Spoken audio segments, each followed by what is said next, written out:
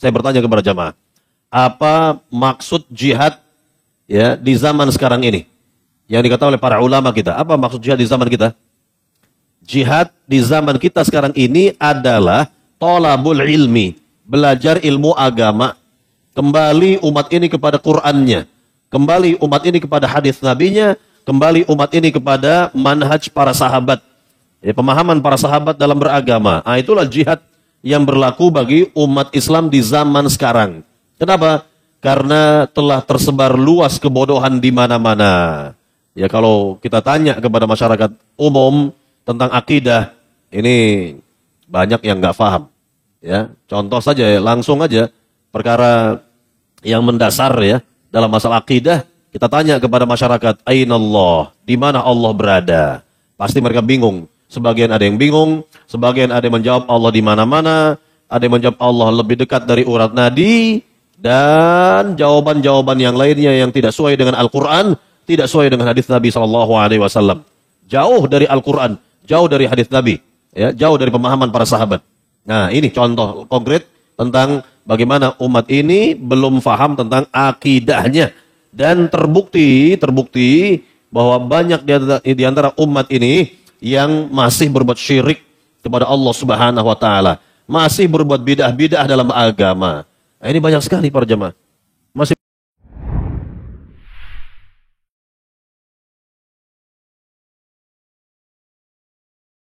realita umat Islam. Ya, sekali lagi tentang apa? Realita umat Islam. Nah, nanti kita akan dapati beberapa dalil, kita akan baca dan kita akan lihat keterangan dari para ahli ilmu berkaitan dengan hadis-hadis Nabi yang menjelaskan ya realita umat Islam. Jadi kalau kita baca dalil-dalil ini para jamaah, seolah-olah Nabi itu ya bersabda di zaman kita sekarang ini. Seolah-olah Nabi bersabda di zaman kita sekarang ini. Baik, sekarang kita masuk kepada dalil yang pertama atau hadis Nabi SAW yang pertama yang diriwayatkan oleh Imam Abu Daud dan yang lainnya, dan hadis ini disahihkan oleh Syekh Al-Albani rahimahullah taala. Rasulullah SAW menjelaskan kepada kita di sini tentang realita umat Islam. Apa kata Nabi? Yushiku an tada'a 'alaikumul umam kama tada'a al-akalatu ila qas'atiha. Hampir tiba saatnya umat-umat lain mengerumuni kalian, ini umat Islam, seperti orang-orang yang berebut makanan di dalam sebuah bejana. Faqala qailun aw min qillatin nahnu yauma idzin qala bal antum yauma idzin katsir. Kemudian salah seorang sahabat bertanya kepada Nabi, apakah karena jumlah kami yakni umat Islam yang sedikit pada saat itu wahai Nabi? Beliau menjawab, bahkan jumlah kalian pada saat itu banyak. Walakinnakum ghutha ka ghutha'is sail. Akan tetapi keadaan kalian seperti buih yang dibawa oleh arus air, ini arus banjir. Wala yanzi'annallahu min suduri aduikumul mahabah minkum. Dan sungguh Allah akan mencabut dari dada musuh kalian rasa takut terhadap kalian. Wala yakdzifannallahu fi qulubikumul wahn. Serta Allah akan hujamkan penyakit al-wahn di dalam hati kalian. Qalu, nah ini para sahabat bertanya, wa ma ya Rasulullah wa mal wahnu? Wahai Rasulullah, apakah al-wahn itu? Qal hubbud dunya wa karahiyatul maut, kata Nabi.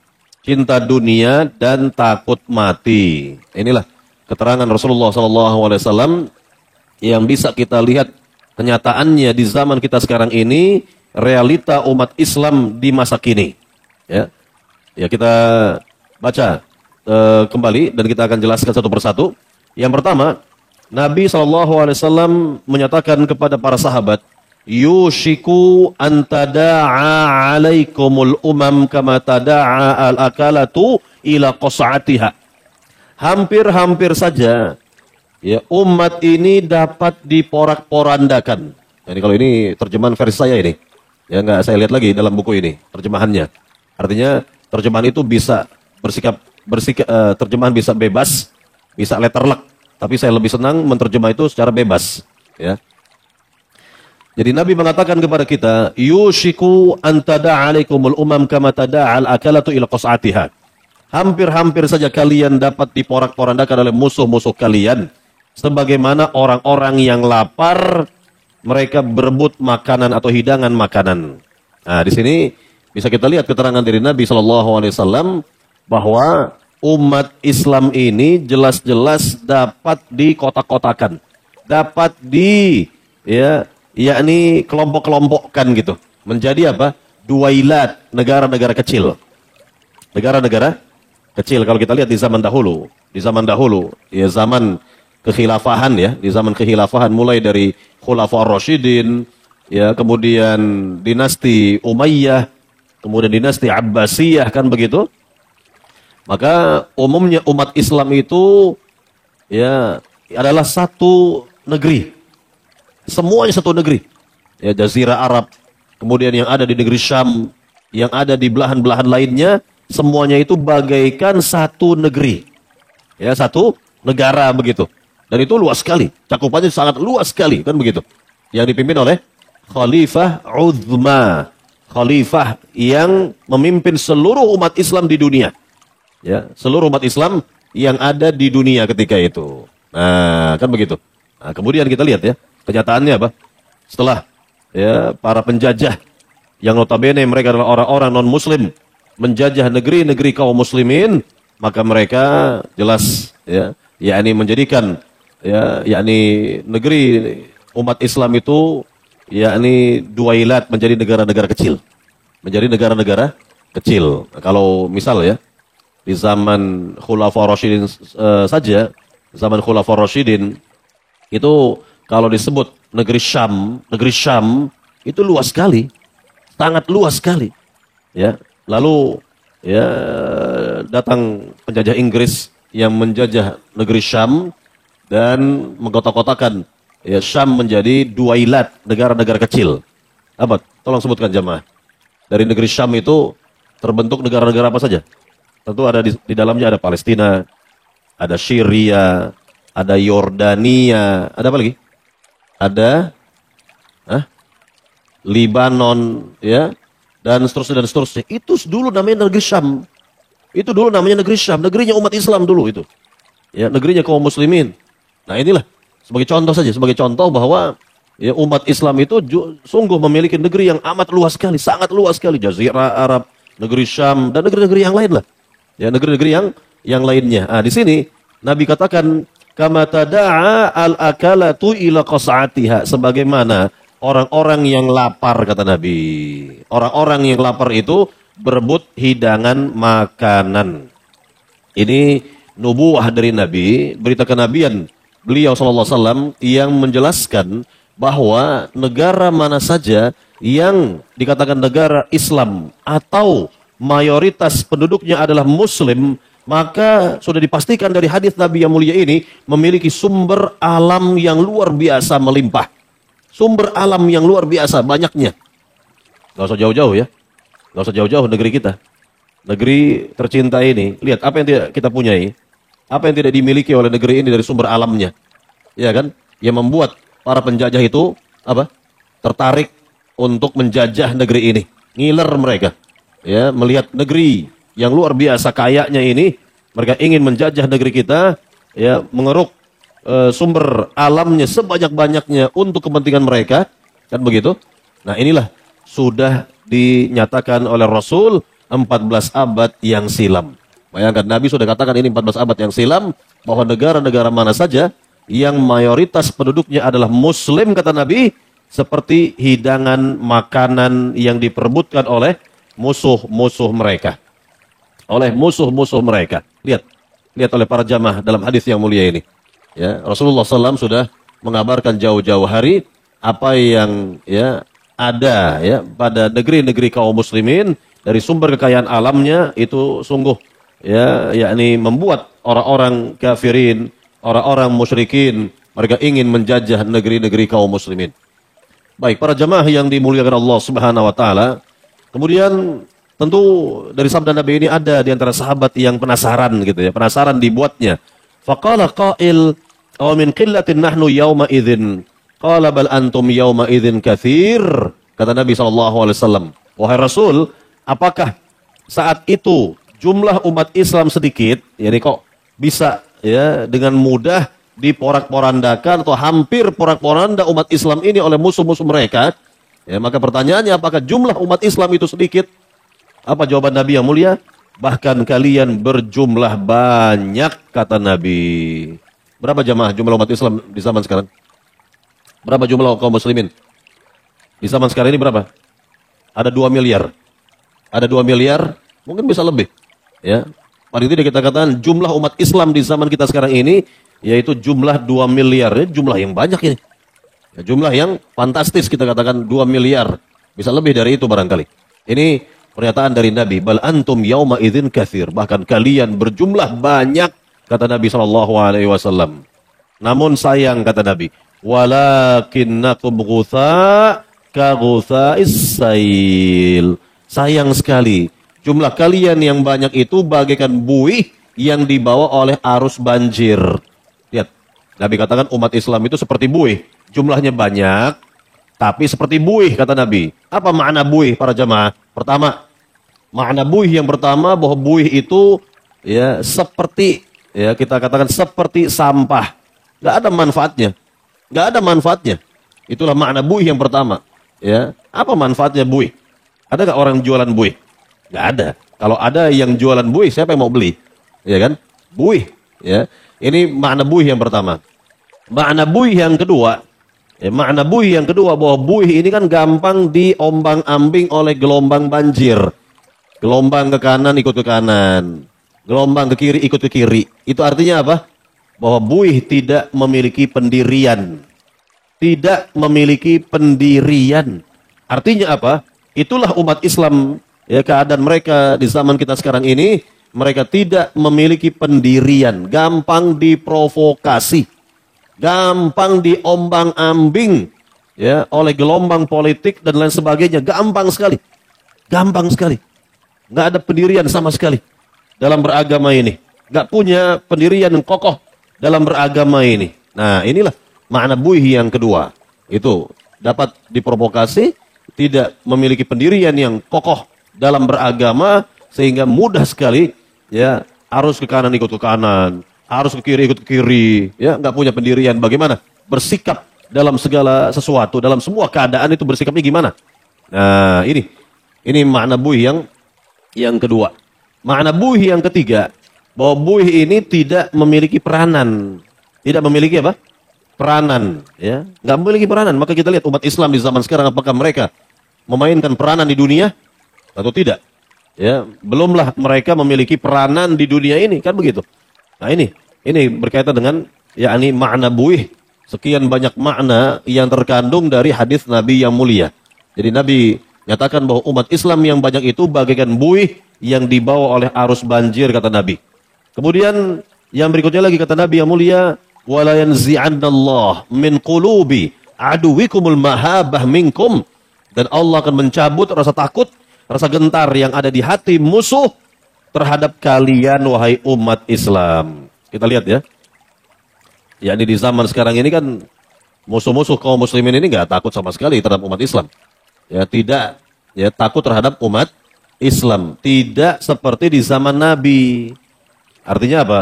Bahwa kemuliaan itu, kejayaan umat Islam itu dimulai di zaman Nabi. Kemudian para sahabat, tabi'in, tabi'ut tabi'in, dan seterusnya. Contoh. Ya, kita berikan contoh saja. Ini kejayaan atau kemuliaan mulai ada di zaman Nabi dan para sahabat. Kan begitu. Nabi yang mulia mengatakan apa? Nusirtu birru'bi masirata syahrin, kata Nabi. Aku ditolong oleh Allah dengan cara Allah berikan rasa takut di hati musuh 1 bulan perjalanan. Misalnya, ketika umat Islam ini digerakkan oleh Rasul untuk ya menghadapi tentara Romawi. Tentara Romawi. Nah, saya tanya dulu nih kepada jamaah. Ya, di zaman Nabi, ya, atau jauh lah sebelum Nabi lahir ya gitu ya. Ada 2 kerajaan superpower di masa itu. Tolong sebutkan.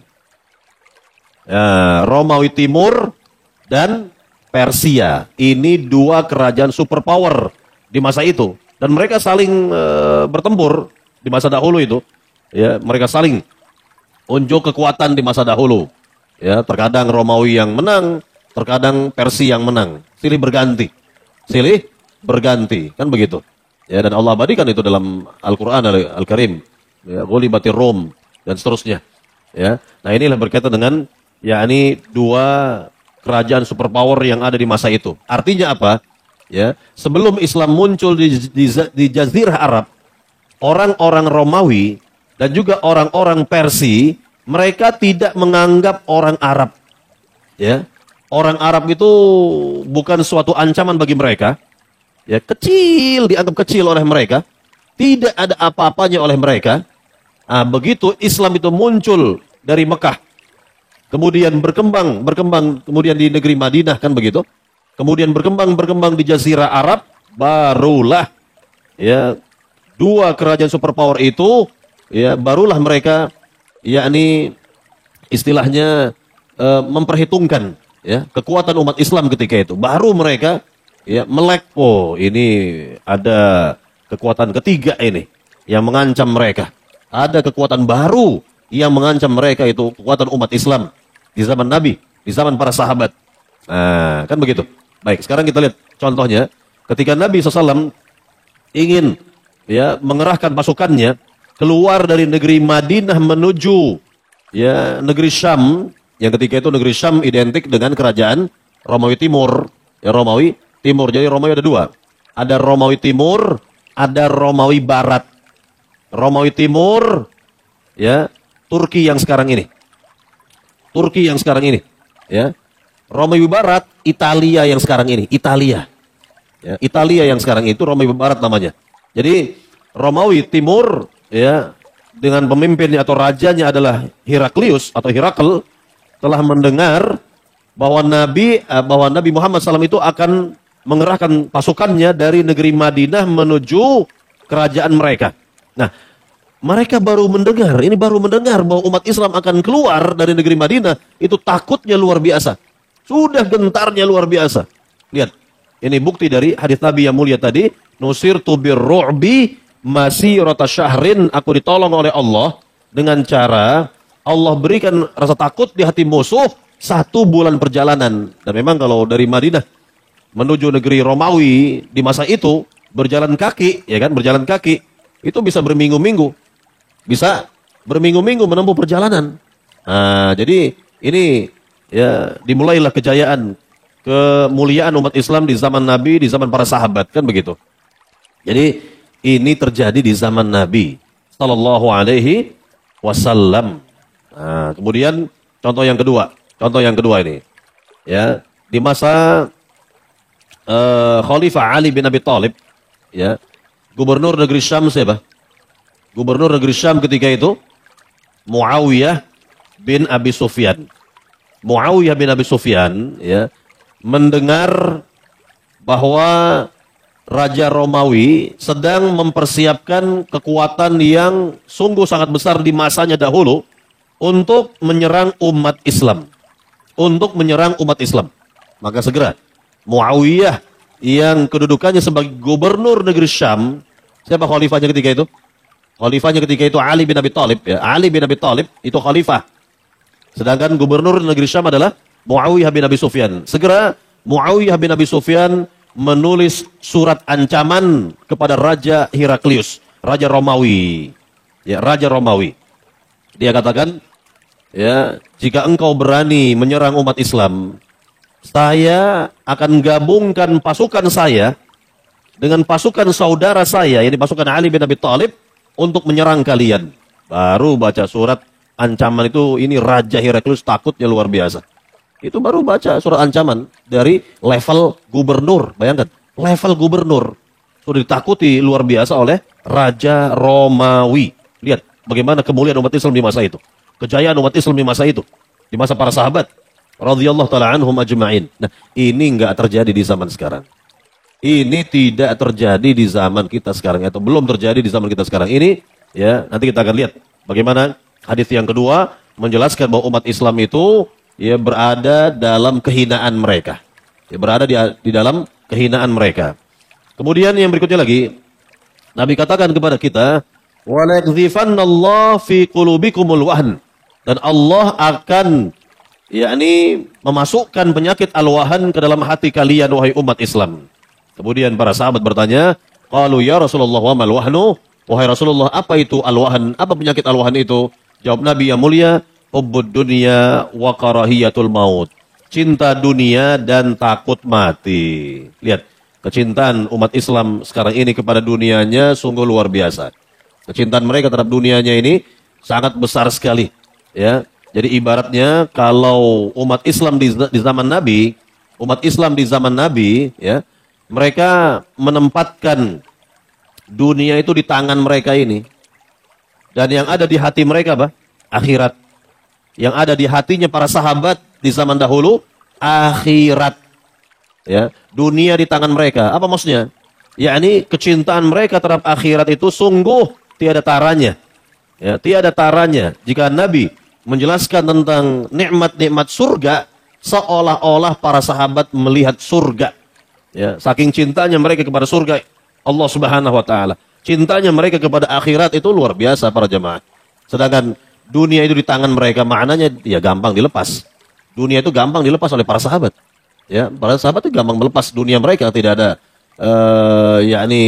masalah bagi mereka, dengan artian kalau mereka itu berinfak, bersodakoh, ini kalau orang kayanya di zaman dahulu ya, di zaman para sahabat, infak mereka itu istilahnya ya, seorang yang tidak takut miskin. Infak mereka itu ibaratnya orang yang tidak takut miskin. Ya, jor-joran. Kalau mungkin dirupiahkan infak mereka itu ya miliaran udah. Ya, miliaran. Ya, contoh ketika Nabi SAW ya ingin mempersiapkan pasukannya, dan ini di masa paceklik ya, di masa kemarau begitu. Ya, Nabi SAW memberikan pengumuman kepada para sahabat agar mereka berlomba-lomba dalam berinfak dan bersodakoh. Maka berdirilah Utsman bin Affan. Lihat, saudagar, orang kaya raya, termasuk orang kaya raya di masa itu. Apa kata Utsman bin Affan? Ya, wahai Rasulullah, saya infak 100 ekor unta plus dengan aksesorinya lengkap. Yakni aksesori perang, maknanya perang. Bukan macam-macam ini. Ini bukan artinya ya bukan kaleng-kaleng yang seperti ini ya. Jadi satu unta saja, satu unta kalau dirupiahkan seekor unta 50 juta kali 100 berapa? Belum perlengkapan perangnya, belum aksesorinya kan begitu. Ya, kemudian Nabi umumkan lagi kepada para sahabat agar mereka berinfak dan bersedekah. Berdiri lagi Utsman bin Affan, wahai Rasul, kalau begitu saya infakkan 300 ekor unta. Kalau yang pertama kan 100 nih. 300 ekor unta plus dengan perlengkapannya, komplit dengan perlengkapannya wahai Rasul. Maka Nabi SAW mendoakan kebaikan untuk Utsman bin Affan. Ya, silakan para jemaah dirupiahkan. Ya, silakan kalikan dirupiahkan sendiri berapa miliar itu yang dikeluarkan oleh sahabat yang mulia ini, Utsman bin Affan radhiyallahu taala an. Belum lagi yang lainnya. Belum lagi dari tentunya para sahabat yang lainnya, Abu Bakar Siddiq dan sahabat-sahabat yang lainnya. Nah, begitulah para sahabat ketika mereka sangat mencintai akhirat mereka, yang akhirat ada di hati mereka, sedangkan dunia ada di genggaman tangan mereka yang sewaktu-waktu bisa saja mereka lepaskan dengan mudah untuk mencari wajah Allah Subhanahu wa taala, ingin mengharapkan ridha Allah Subhanahu wa taala. Namun apa yang terjadi pada umat Islam di zaman sekarang?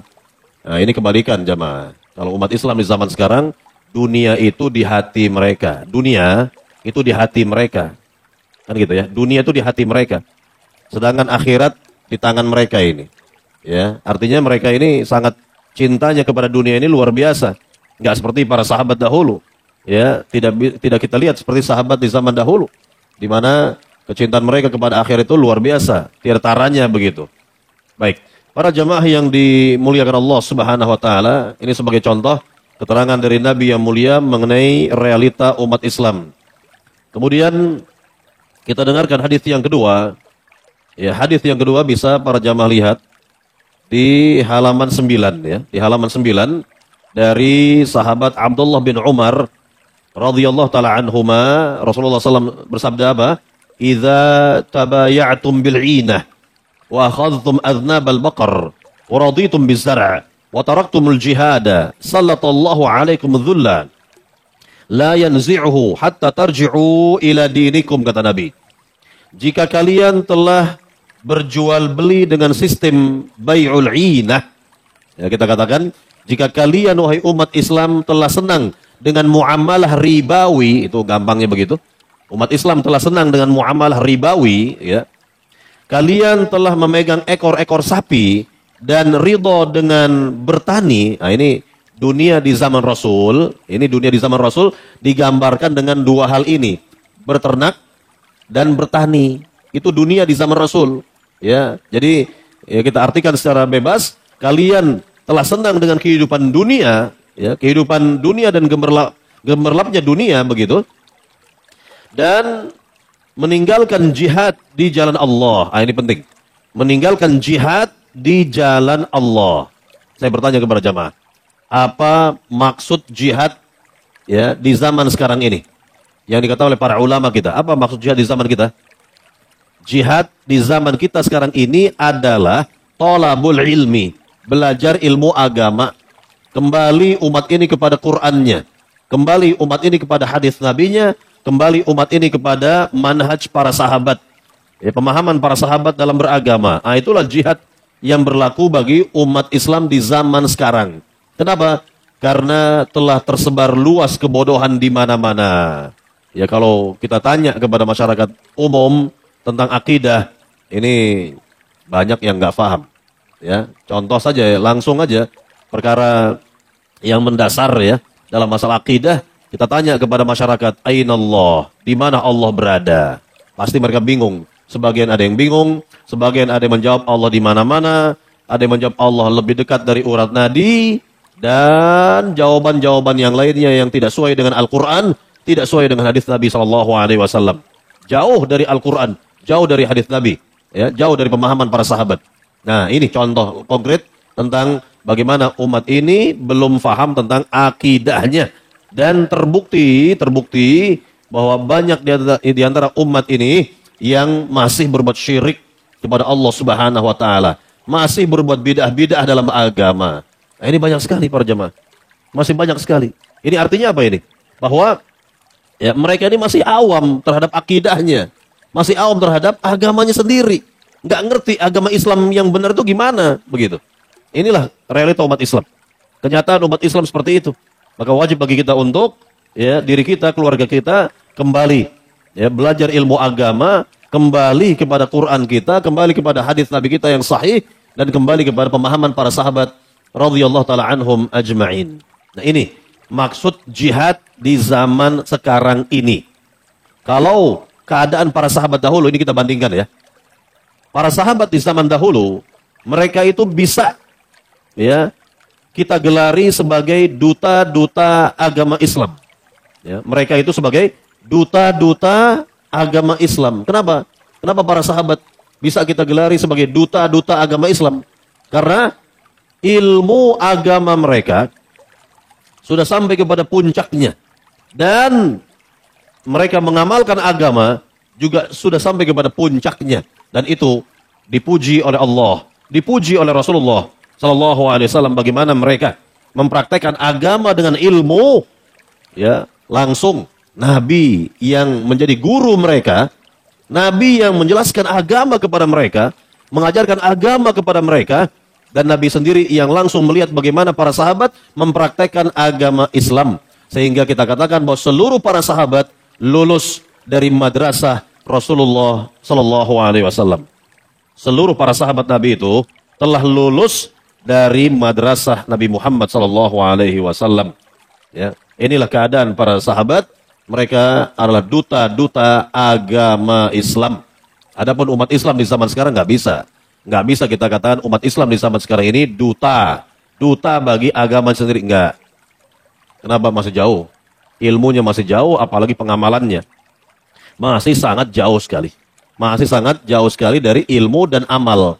Dari ilmu dan amal itu masih jauh sekali. Nah, inilah realita umat Islam di zaman sekarang. Keadaan umat Islam di zaman sekarang seperti itu para jamaah. Maka hendaknya kita kembali untuk belajar agama yang mulia ini.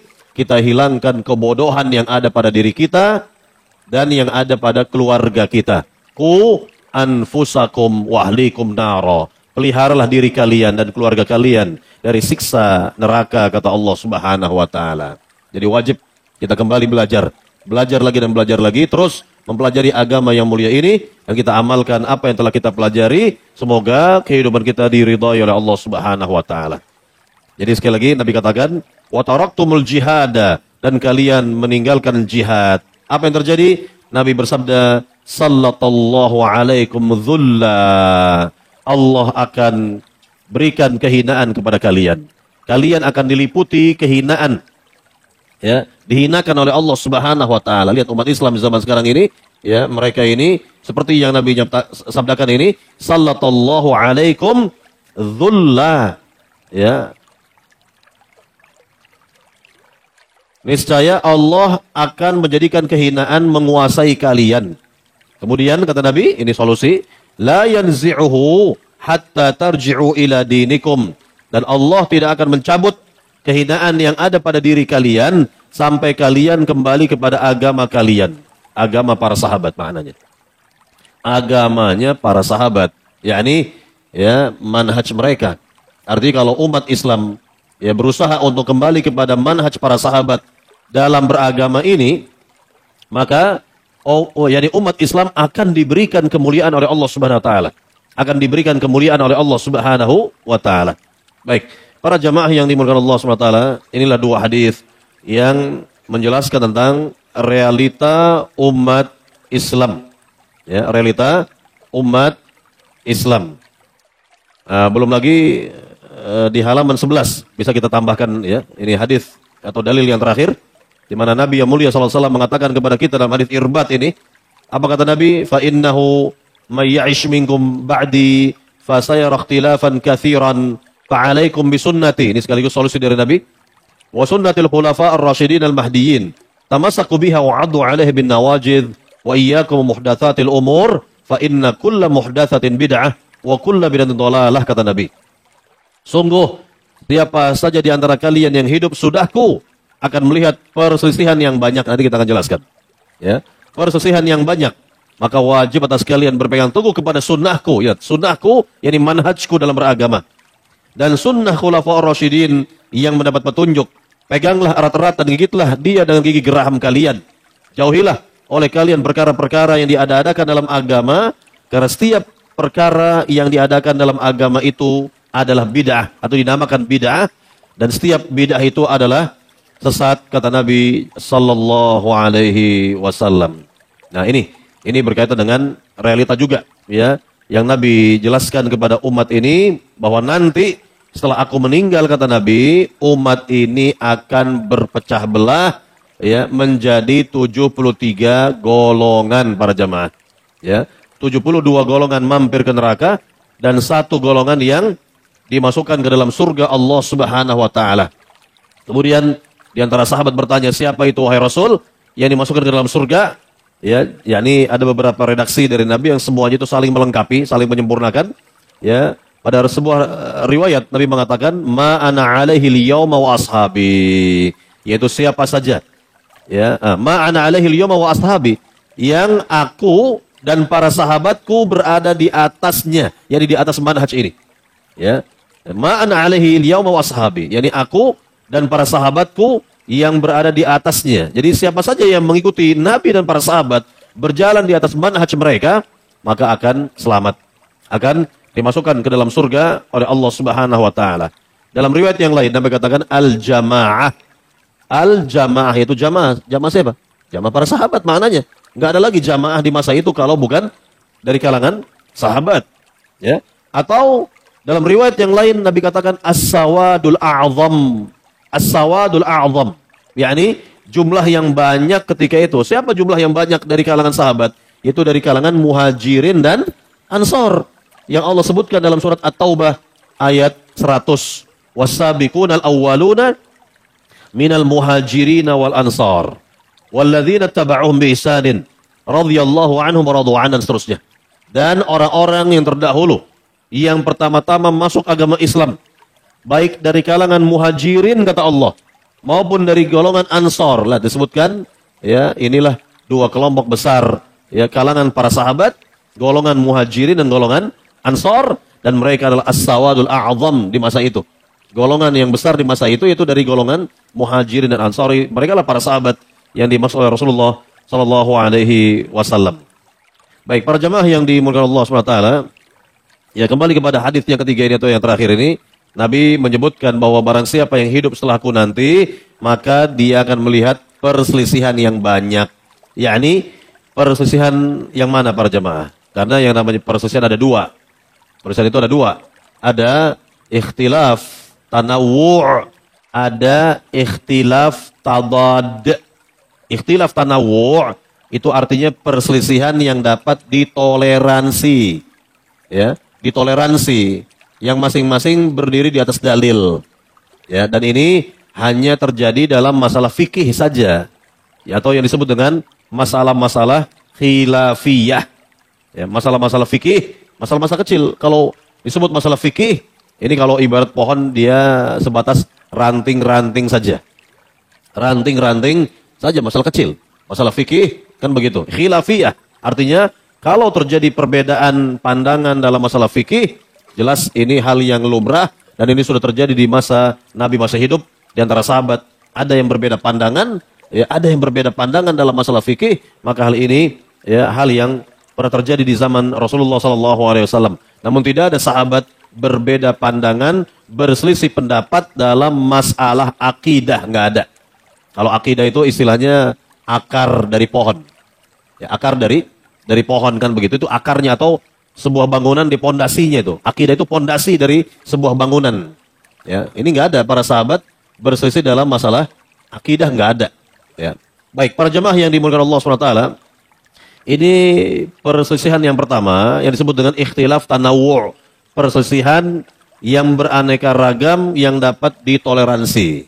Nah, perselisihan yang kedua adalah disebut dengan ikhtilaf tadad, perselisihan yang kontradiktif, nggak bisa ditoleransi lagi, nggak bisa ditoleransi lagi. Yakni nggak akan ketemu antara timur dengan barat, nggak akan ketemu antara timur dengan barat, begitu. Itu istilahnya. Antara bumi dengan langit nggak akan berjumpa itu. Ya, contoh antara akidah Islam dengan akidah Khawarij nggak akan ketemu. Dengan akidah Syiah nggak akan ketemu.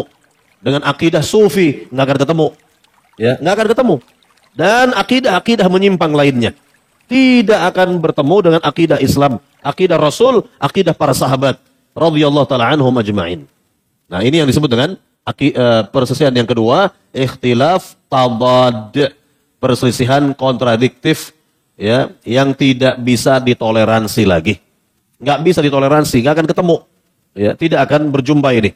Ya. Nah, inilah contoh berkaitan dengan perselisihan. Nah, jadi yang dimaksud oleh Rasul dalam hadis yang mulia ini apa? Perselisihan yang mana para jamaah? Perselisihan yang kedua tadi. Yang kedua, ini yang dimaksud dari hadis Nabi ini. Ya, ikhtilafan katsira kata Nabi. Perselisihan yang banyak yang Nabi sudah gambarkan dalam hadis yang lain bahwa umat ini akan terpecah belah menjadi berapa? 73 golongan. 72. Ya, jelas yakni manhaj mereka menyimpang dari manhaj para sahabat. Akidah mereka juga menyimpang dari akidah para sahabat sehingga mereka kata Nabi ditempatkan di neraka terlebih dahulu. Tidak kekal ya. Ya ini mampir lah. Kita kata mampir di neraka terlebih dahulu sesuai dengan kesalahan mereka masing-masing. Dan satu golongan yang diselamatkan oleh Allah Subhanahu wa taala. Nah, inilah keterangan dari Nabi yang mulia sallallahu alaihi wasallam. Maka Nabi memberikan solusi, fa'alaikum bisunnati dan seterusnya. Nanti kita akan jelaskan lebih rinci pada yakni waktunya nantilah insyaallah taala. Baik, para jamaah yang dimuliakan Allah Subhanahu wa taala. Nah, sekarang Assalamualaikum warahmatullahi wabarakatuh. Sampai jumpa kembali di World Islam Channel.